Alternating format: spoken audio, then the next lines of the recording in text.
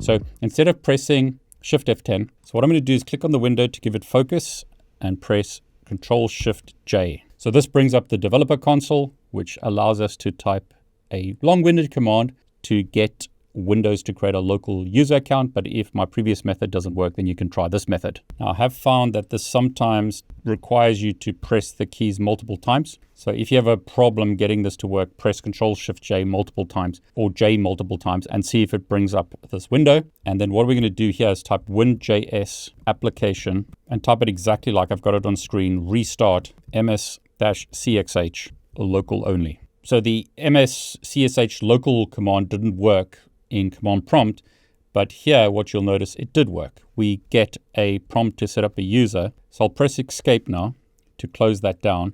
And now I can specify my username of David and click next. And this works even though you connect it to the internet. So you don't have to disconnect yourself from the internet to get this to work. That is a nice, easy way that works on a new version of Windows. This is an insider preview again, 26220 dev channel. So I'll choose my privacy settings. Not that it matters too much for this VM, but you probably want to set those and then click accept and notice I'm in Windows now. If I click on my user, notice it's a local account. So David is a local account. I can see it that way.